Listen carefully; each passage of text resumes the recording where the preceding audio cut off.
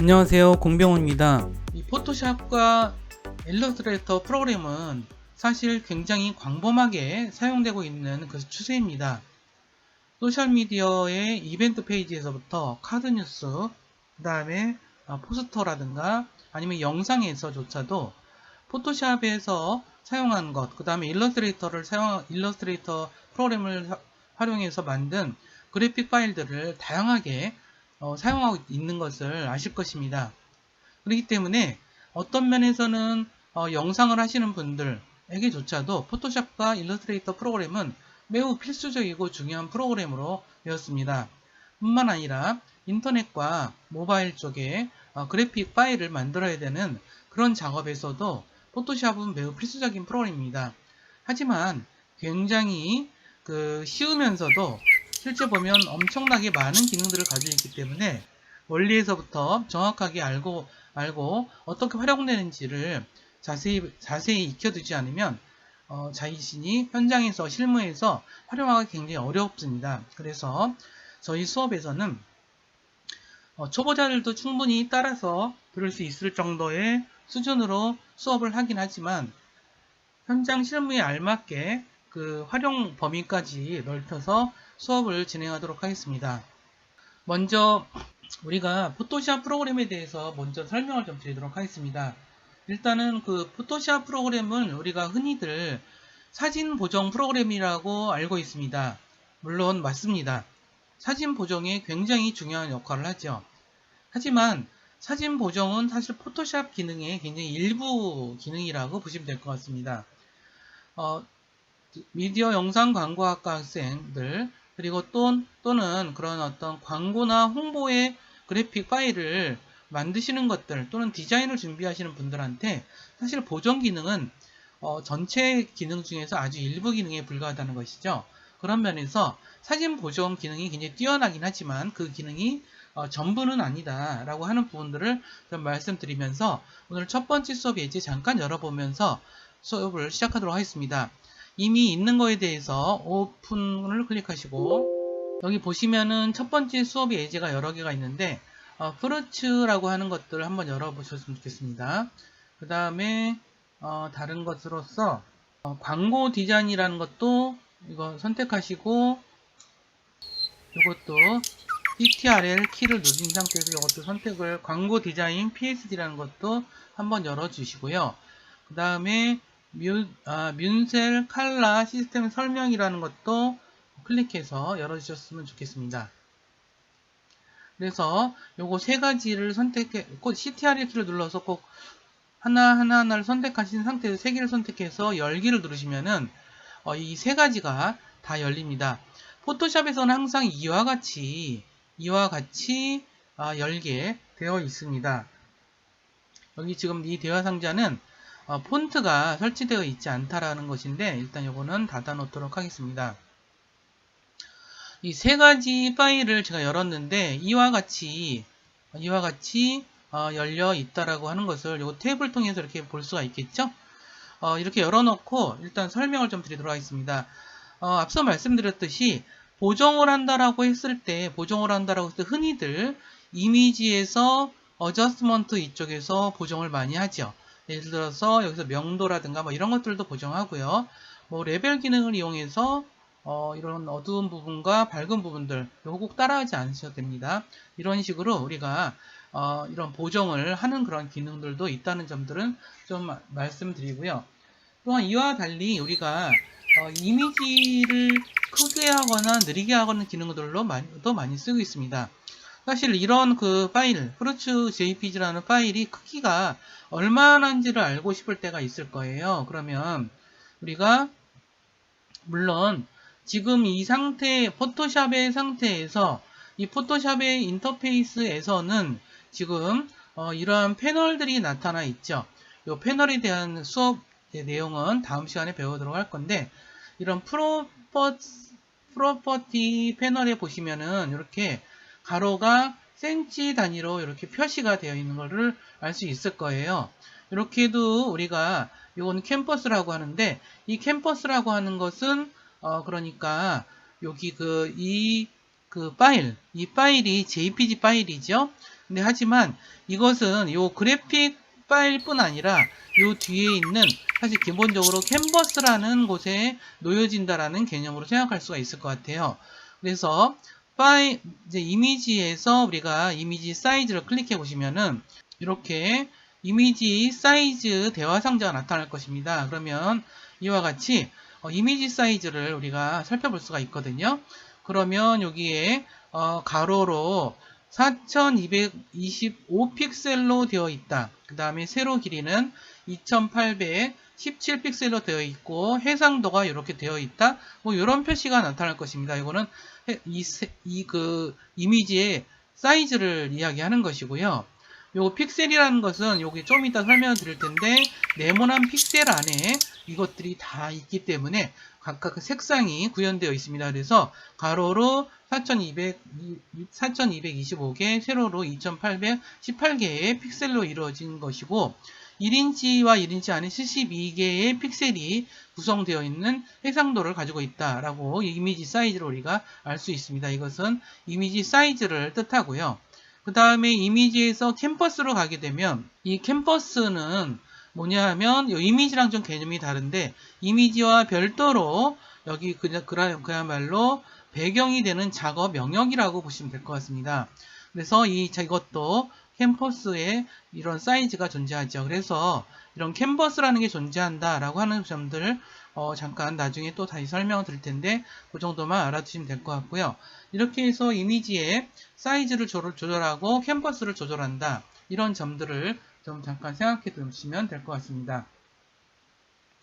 그리고 여기서 보다시피 이미지는 우리가 선택 도구라든가 여기는 그 툴 패널이 있는데 여기에서 이런 걸 통해서 우리가 어떤 영역을 선택하는 작업들 이런 작업들이 포토샵에서 굉장히 많이 한다는 것들은 좀 알아두실 필요가 있습니다.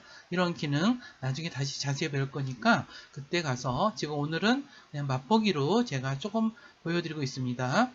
그래서 이렇게 선택하는 기능도 할 수 있다라고 하는 것을 말씀 좀 드리고요. 그 다음에 이 이미지를 자르기도 합니다. 예를 들어서 크롭을 클릭하시면은 뭐 이런 식으로 해서 이미지를 이렇게 잘라서 자른 이미지를 해서 이렇게 뭐 잘라서 쓰기도 하죠. 그리고 이렇게 자르는 기능도 존재한다라고 하는 것입니다. 그리고 이렇게 자르는 기능들이 있고요. 그 다음에 또 하나 우리가 생각할 것은 이것은 우리가 이 이미지를 볼 때는 우리가 이미지에서 모드라는 게 존재합니다. 그러면 여기에 RGB라고 하는 컬러 모드라고 되어 있습니다. 이것은 우리가 그래픽 파일을 모니터나 PC를 위해서 사용할 때 보통 이렇게 RGB 모드로 사용한다라고 지정을 하면 됩니다. 이것은 뭐냐면 빛의 삼원색을 통해서 레드, 그린, 블루라는 빛의 삼원색을 통해서 구현하는 그러한 방식입니다.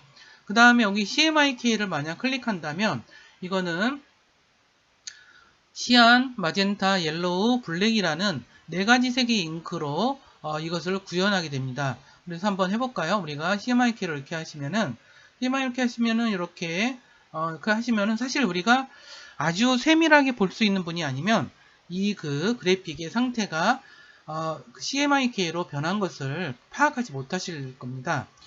이것을 다시 모드를 보통 이미지에서 여기서 RGB로 또한 바꿔줄 수가 있습니다.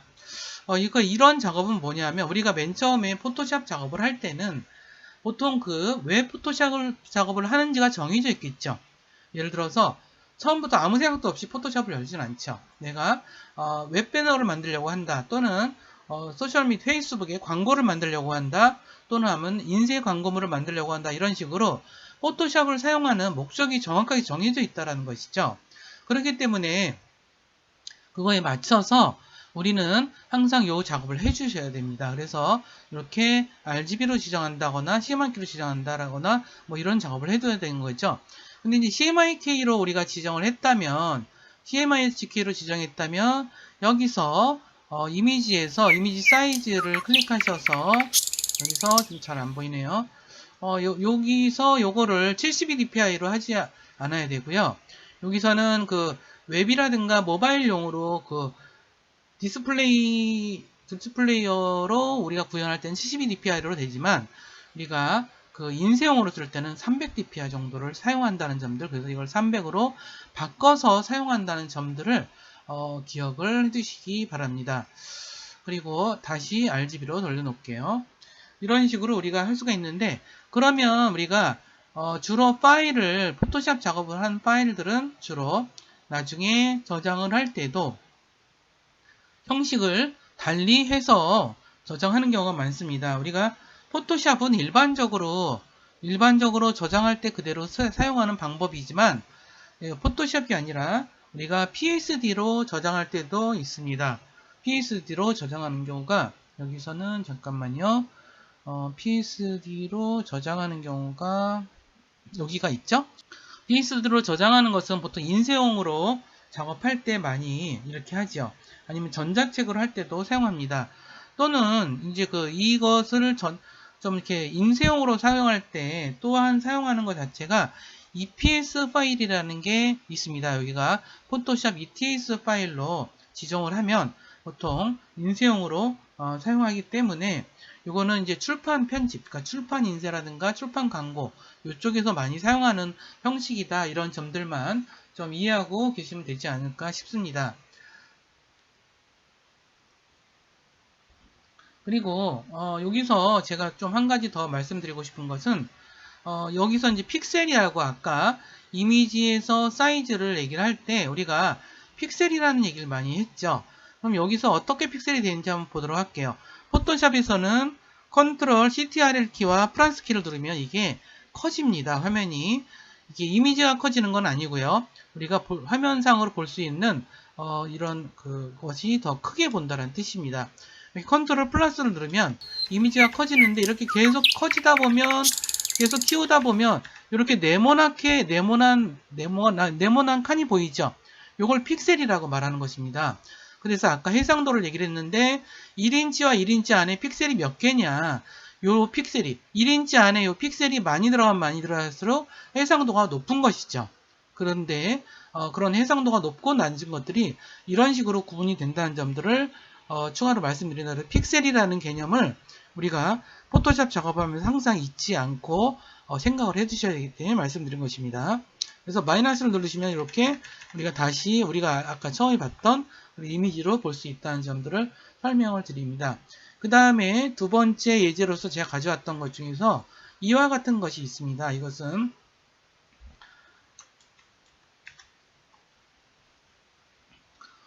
알베토 헬리먼설이라는 사람인데 이분은 이러한 색을 표시할 수 있는 방식들을 이런 어떤 시스템을 통해서 설명을 좀 해주셨습니다. 그래서 우리가 이걸 통해서 좀 자세히 볼 수가 있을 것 같은데, 여기 보시면은 우리가 포토샵뿐 아니라 색과 디자인을 다룰 때 우리는 항상 명도와 채도와 색상에 대해서 이해를 하고 계셔야 됩니다. 자, 명도라고 하는 것은 색의 밝기라고 생각하시면 됩니다. 예를 들어서 이렇게 색이 어두운 거에서 밝은 거, 그러한 차이를 우리는 명도라고 설명을 할 수가 있고요. 채도는 채도는 가장 색의 선명하고 강한 느낌에서 무채색을 섞음으로써 점점 탁해지는 그런 것이 채도가 낮아진다 라고 표현한다는 점들을 좀 아셔야 될 것 같아요. 그럼 채도를 높인다는 것은 색의 선명도를 높인다는 것이고, 채도를 낮춘다는 것은 이렇게 탁해지는 정도를 더 크게 한다, 이렇게 생각하시면 될 것 같습니다. 또한 이걸 색상이라고 한다면, 이걸 채도라고 한다면, 색상은 어떠한 색을 쓰느냐라고 하는 부분들에 대한 이야기라고 생각하시면 될 것 같습니다. 사실 굉장히 많은 색들이 있죠. 이런 많은 색들이 있는데 그런 색들을 색상이라고 얘기를 합니다. 그래서 항상 우리는 이런 명도와 채도와 색상이라는 세 가지 개념을 생각하셔서 우리가 포토샵을 다뤄야 한다라고 보시면 될 것 같습니다.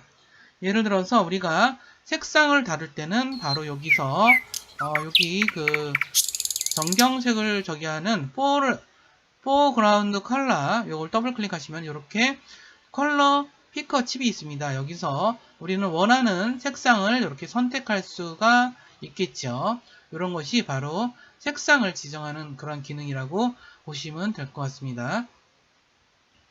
또 하나는 여기서 보시면은 우리가 이것을 광고 디자인 요 파일 예제를 보시면은 이와 같이 되게 여러 가지가 있죠. 요걸 갖다가 조금만 키워보도록 하겠습니다. 이렇게 키워보시면은 여기 보시면은 우리가 이거는 몇 가지가 있는데 뷰에서 가이드를 이렇게 지워주시면은 이렇게 아까 가이드 선이 보이지 않는데 이걸 좀 더 키워보도록 할까요? 키워보시면 알겠지만 여기 글자가 들어가 있다는 점을 아실 거예요. 글자가 이렇게 들어가 있죠. 그래서 글자가 이렇게 들어가 있습니다. 그래서 글자가 들어가 있는데요.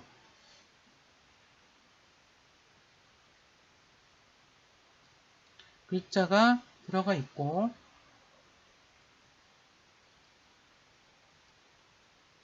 글자가 들어가 있다라고 하는 점들 알 수 있는데 그러면 어떤 글자는 구현이 되고 어떤 글자는 구현이 안 됩니다.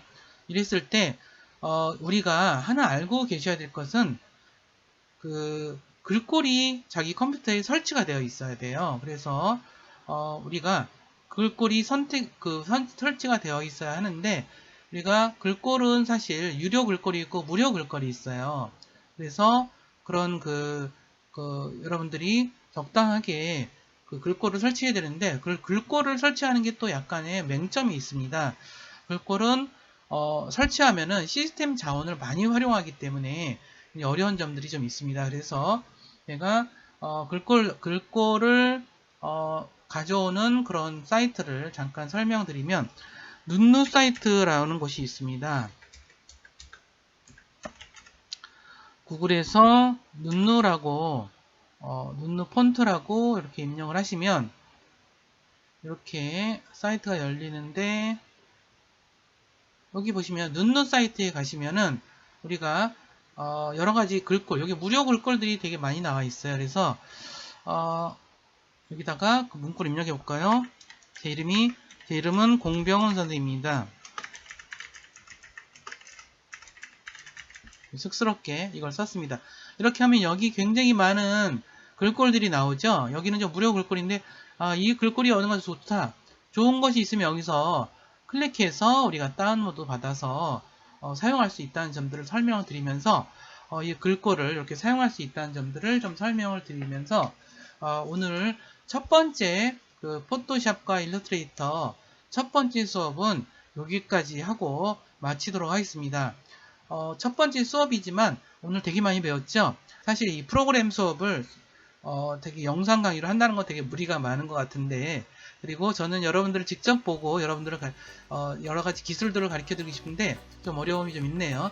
다음에 예습복수 하시면서 저와 함께 포토샵과 일러스트레이터의 새로운 어떤 수준을 뛰어넘어서 중급 수준을 바라볼 수 있게끔 제가 만들어 줄 테니까 열심히 수업에 참여해 주시기 바랍니다. 그럼 여러분 반갑다는 인사드리면서 오늘 수업은 여기서 마치도록 하겠습니다. 감사합니다.